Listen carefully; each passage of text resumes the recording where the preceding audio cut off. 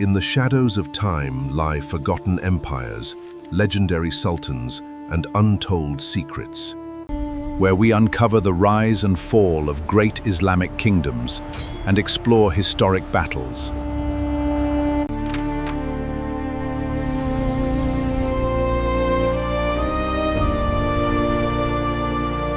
Yuhawa came to his mind. Whether she was a sorceress or not, there was magic in her beauty, the structure of her body, her smile, and the manner in which she spoke. When he heard her name from the mouth of that man of Sharjah ibn Mukhith, he was startled. After the Battle of Uhud, when the army of Quraysh returned to Makkah, the Jews of Makkah came to Abu Sufyan, Khalid, and Ikrimah in such a manner as though it was the Jews who had been defeated at Uhud. The leaders of the Jews said to Abu Sufyan, "The Muslims have not been defeated, and the battle ended without victory or defeat. Therefore, this is the defeat of Quraysh. This is the failure of the Jews." The Jews expressed sympathy with Quraysh in such a way as though they were dying of grief over the failure of Quraysh.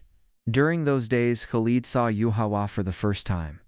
He had gone outside the settlement to exercise his horse. When he was returning, he met Yuhawa on the way. Yuhawa's smile stopped him. "I cannot accept that the son of Walid has returned unsuccessful from war," she said. She began stroking the neck of Khalid's horse and said, "I love this horse that went to fight against the Muslims." Khalid got down from his horse as though Yuhawa's magic had brought him down from the horse onto the ground. "What greater failure could there be than that you could not defeat the Muslims?" Yuhawa said. "Your defeat is our defeat. Now we shall stand beside you. But even while being with you, you will not be able to see us beside you." Khalid felt as though his tongue had become tied. Khalid, who could face showers of swords, spears, and arrows, could not withstand her smile. "If the Jews are not with us, then how can they be of any use to us?" Khalid asked. "Do you think that only an arrow can pass through the human body?" she said. "The smile of a woman can make brave and powerful men like you drop the sword from their hands." Khalid wanted to ask her something, but he could not ask anything. Yuhawa looked directly into his eyes. A smile appeared upon her lips like the petals of flowers. She walked ahead. Khalid kept looking at her. When his horse struck the ground with its hoof, Khalid came back to himself. He quickly mounted his horse and rode away. After covering some distance, he looked back. Yuhawa had stopped and was looking at him. Yuhawa raised her hand slightly and waved it. Now, when the two Muslims were being auctioned and a man had told Khalid how those Muslims had been brought by deception, and that man had also mentioned the name of Yuhawa, he made up his mind that he would find out how Yuhawa had cast that magic. He met one of the leading men of his tribe. From him he came to know how those Muslims had fallen into the hands of Quraysh. 3 or 4 leading Jews, taking Yuhawa, and 2 or 3 other Jewish women with them, went to Sharjah ibn Mukhith. That tribe was a warrior tribe, but the awe of the Muslims had come upon them in such a way that they feared them as people fear magicians. It had become well known in that tribe that the messenger of Allah, peace and blessings be upon him, possessed some kind of magic in his hands. The Jews had chosen this tribe for their secret activities because it was a warrior tribe. The Jews were a very wise nation. They thought that if the illusion spread that the Muslims possessed magic, then the other tribes would also be influenced by it. These Jews went to the chief of that tribe, Sharjah ibn Mukhith, and in order to remove his misconception that the Muslims were magicians, they said many things to him. But Sharjah ibn Mukhith did not accept it. That night, at the request of the Jews, Sharjah ibn Mukhith arranged a banquet for his guests under the open sky.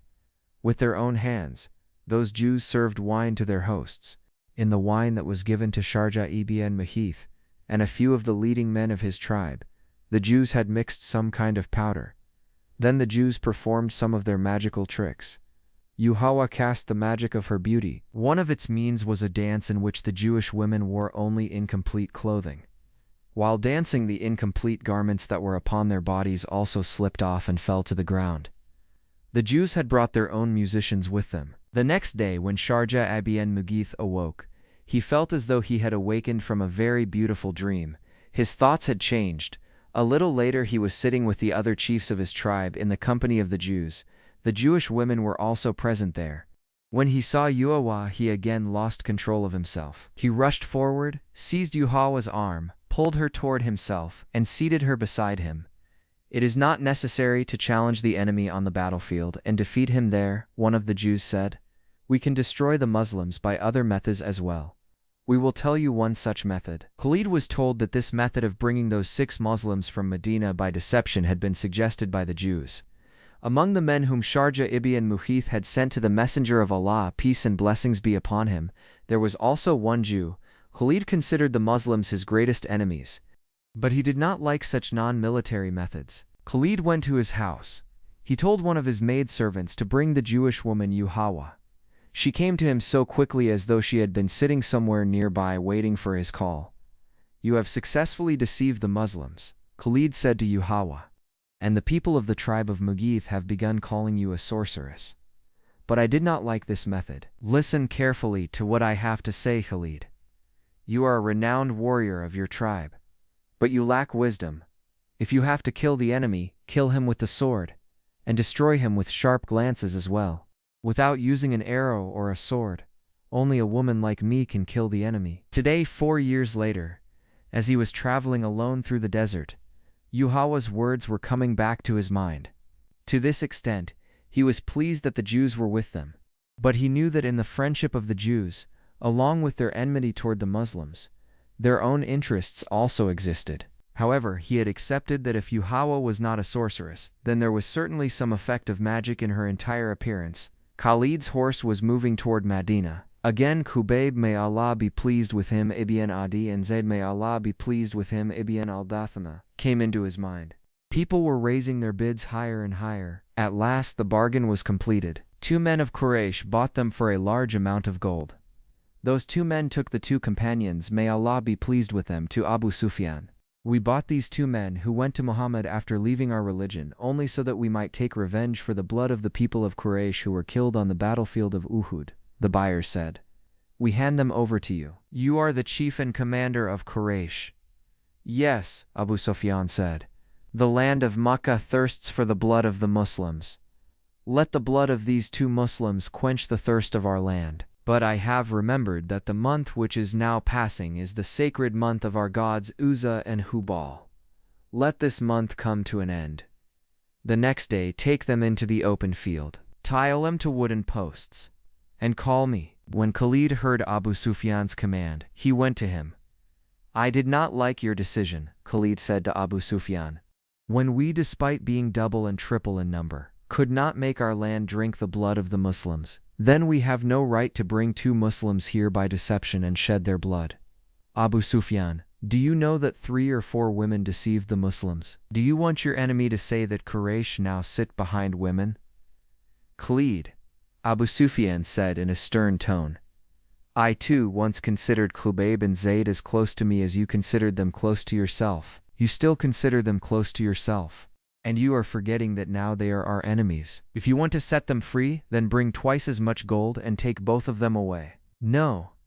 A thunderous female voice came from behind the curtain. It was the voice of Abu Sufyan's wife, Hind. In a voice trembling with anger she said, even after chewing the liver of Hamza, the fire of revenge in my heart has not cooled. Even if you bring all the gold in the world and place it before me, I will still not set those 2 Muslims free. Abu Sufyan, Khalid said, if my wife had spoken between my words in this manner, I would have pulled out her tongue. You may pull out your wife's tongue, her voice came. Your father was not killed, your son was not killed, and your uncle was not killed either. 1 brother had been captured, and you went to the Muslims and paid whatever ransom they demanded and brought your brother back. You do not know the heat of the fire that is burning inside my heart. Khalid looked toward Abu Sufyan. On Abu Sufyan's face, where there was the dignity of a man and the impression of a warrior chief, there was also a glimpse of the helplessness of a husband. Yes, Khalid, Abu Sufyan said. The thoughts of the one whose heart has been wounded are very different from yours. It is one thing to call someone your enemy, but it is an entirely different matter to forgive your enemy for shedding the blood of one of your loved ones. How many people will you persuade to spare the lives of those 2 Muslims? You should go, Khalid. Leave those 2 Muslims to the mercy of your tribe. Khalid quietly went back. Then Khalid remembered that terrifying scene. Outside, in the open field, Khubayb, may Allah be pleased with him, and Zayd, may Allah be pleased with him, were standing tied to 2 wooden posts. A shouting and screaming crowd of spectators had gathered. From the other side, Abu Sufyan and Hind, mounted on horses, entered the crowd. The slogans of the crowd and the cries of revenge became louder than before. If there was anyone silent in that crowd, it was only Khalid. Abu Sufyan, mounted on his horse, went near the two prisoners. Both of them requested permission to offer their final prayer before death.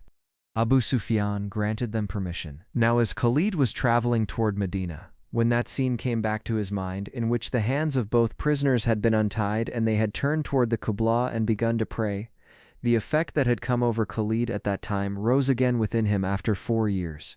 While sitting on the back of his horse, Khalid lowered his head. Qubayb, may Allah be pleased with him, Ibn Adi and Zayda, may Allah be pleased with him, Ibn al-Dathina, unconcerned with the shouting of the crowd and indifferent to their death, were absorbed in bowing and prostrating before Allah. They offered the prayer with complete peace. They raised their hands for supplication. No one can tell, and history is also silent, about what they asked from Allah in that supplication. They certainly did not ask Allah that their enemies should set them free. They stood up. Then they themselves leaned back against the wooden posts and stood there. O unfortunate people! Abu Sufyan said in a very loud voice to Qubayb, may Allah be pleased with him, and Zayd, may Allah be pleased with him. Your fate and your lives are in my hands. Say with your tongues that we abandon Islam, and now we are among Quraysh, and we accept the 360 idols as true. Make this declaration, and take your lives back from me. If not, then embrace death. And remember this as well, your death will not be easy. O worshipper of falsehood, Abu Sufyan, the voice of Zayd, may Allah be pleased with him, was heard. We send curses upon those stone idols that cannot even drive away the fly sitting upon them. We send curses upon Uzza and Hubal, who will cast you into the fire of hell in the hereafter. We are the worshippers of the one Allah, who is the most gracious and the most merciful. And we are the lovers of Muhammad, peace and blessings be upon him, who is the messenger of Allah. My path is the same that Zayd has shown you. Qubayb, may Allah be pleased with him, said in a loud voice, O people of Mecca, only he is true in whose name we are sacrificing ourselves. We shall be given a new life, which will be far more beautiful and more sacred than this life. Tie them to the posts, Abu Sufyan commanded. They are eager to taste death. The hands of both of them were tied behind their backs and fastened to the posts. Abu Sufyan turned his horse and came toward the crowd. I swear by Uzza and Hubal, Abu Sufyan said in a loud voice to the crowd, I have not seen even one man among my people who is ready to sacrifice his life for his leader with such love and selflessness as the followers of Muhammad sacrificed themselves for him. Hind was standing some distance away on her horse. A few of her slaves were standing near her. One of the slaves, in order to please his masters, displayed such enthusiasm that, holding a spear, he ran swiftly toward the two prisoners without anyone's command and struck Zayd, may Allah be pleased with him, so forcefully in the chest that the point of the spear came out through his back. Zayd ibn al-Dathna, may Allah be pleased with him, was martyred immediately. The slave straightened his chest and looked toward the crowd, expecting praise. But the crowd began raising a different kind of noise. The spectators said, this was no spectacle. This Muslim did not deserve such an easy death. Show us a spectacle. Kill that slave who showed so much mercy to a Muslim that he killed him so quickly, they said in low voices. Many men waving swords and spears rushed toward that slave, but many other men ran forward and came between those men and the slave. Beware! Stay back! A man who was mounted on a horse shouted, Our blood is not so cowardly that the entire tribe of Quraysh should gather together to kill two tied-up men. By Allah, if I were in Abu Sufyan's place, I would have set both of these men free. They are our blood, and they are our guests. We will fight them on the battlefield. It was Khalid. He is right, many voices were heard from the crowd. To kill an enemy after tying him up is against the tradition of the Arabs. Countless voices were being heard from among the spectators saying, We want to see a spectacle. We will kill the enemy in such a way that he will die and live again and again. After a short while, the crowd of spectators was divided into two groups. One group was against the killing of Qubayb. May Allah be pleased with him. They considered it contrary to the traditional bravery of the Arabs. The other group was raising slogans that Qubayb, may Allah be pleased with him, should be tortured to death. When Khalid saw the people of Makkah and the spectators who had come from distant places shouting slogans against one another, he ran toward Abu Sufyan. "Have you seen Abu Sufyan?" Khalid said. "See how many supporters I have here. One has already been killed. Leave the other one. Otherwise Quraysh will clash among themselves." When Hind saw Khalid standing beside Abu Sufyan, she understood that Khalid was also in favor of the release of Khubayb, may Allah be pleased with him. Hind spurred her horse and came to both of them. "Khalid," Hind said in a fiercely enraged voice, "I know what you want. Do you not accept Abu Sufyan as your chief? If not, then leave this place. What I have decided shall certainly happen." "Khalid," Abu Sufyan said, "even if you think that my command and my decision are not right, still let me carry them out. If I withdraw my command, it will become my weakness. Then people will expect me to withdraw every command that I give." Today on the road to Medina, Khalid remembered it and regretted that he had obeyed Abu Sufyan's command. Among Khalid's qualities, the greatest quality was discipline and obedience to his chief. He placed a stone upon his heart and obeyed Abu Sufyan's command, only so that the tradition of disobeying orders would not be established among Quraysh. "O people of Makkah," Abu Sufyan said in a loud voice to the spectators who had been divided into two groups, "if today we become divided over the killing of two Muslims, then on the battlefield we will also become divided over one matter or another, and victory will belong to your enemy. If this is what happens through obedience to your chief." The noise of the crowd became less, but Khalid saw that the faces of several chiefs of Makkah showed signs of hatred, and carrying those expressions of hatred, they were returning to their homes. Seeing them, many of the people who had come to watch the spectacle also went back. Khalid did not want to remain there, but he feared that the two groups would clash with one another. Most of the people of his own tribe were present among the spectators. He could, at the very least, keep his own tribe under his control. Hind had made complete arrangements for the spectacle. At her signal, 40 young boys, with spears in their hands, came running and shouting out from among the spectators and began dancing and shouting around Khubayb, may Allah be pleased with him. 2 or 4 boys, holding out their spears, would go up to Khubayb, may Allah be pleased with him, and run toward him, striking at him, but they would stop their hands without causing any injury to Khubayb, may Allah be pleased with him. Khubayb, may Allah be pleased with him, would flinch and raise the slogan, "My Allah is true, and Muhammad, peace and blessings be upon him, is the messenger of Allah." A few other boys would charge at him with their spears as though they would pierce his body, but after striking they would stop their blows. Whenever Khubayb, may Allah be pleased with him, flinched, the crowd of spectators raised cries of praise and bursts of laughter. This game of the boys continued for some time. After that, the boys adopted another method. They struck with their spears very forcefully, but the blows landed upon the body of Khubayb, may Allah be pleased with him, only with such force that the points of the spears entered only slightly into the skin and then were pulled back. The same game continued for a long time. The spectators continued shouting words of praise, and Khubayb, may Allah be pleased with him, continued raising the slogans, "Allah is the greatest, and Muhammad, peace and blessings be upon him, is the messenger of Allah." The clothes of Khubayb, may Allah be pleased with him, had become red with blood. The son of Abu Jahl, Ikrimah, came to those boys with a spear in his hand and began giving them instructions. Now the boys were thrusting their spears into the body of Khubayb, may Allah be pleased with him. They moved around in a circle, dancing. There was no part of the body of Khubayb, may Allah be pleased with him, where a spear had not pierced and from which blood was not dripping. Spears were also thrust into his face. When a long time had passed, and the boys had become tired from dancing and thrusting their spears, Ikrimah moved the boys away from there. Khubayb, may Allah be pleased with him, was bathed in blood. He was still alive, and he was looking in every direction. There was no decrease in his slogans. Ikrimah stood before him, holding out his spear. He thrust it into the chest of Khubayb, may Allah be pleased with him, with such force that because of the short distance, the spear passed completely through his body. Khubayb, may Allah be pleased with him, was martyred. "Leave their bodies tied here," his thunderous voice was heard. "Now watch the spectacle of their bodies decaying and rotting here for several days." This incident took place in July 625 AD. Khalid was remembering it. He felt a sharp pain in his heart.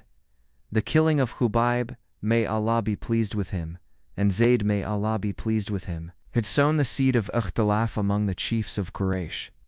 The manner in which those two Muslims had offered their final prayer and had preferred death over abandoning Islam had left a deep impression upon many of the chiefs of Quraysh.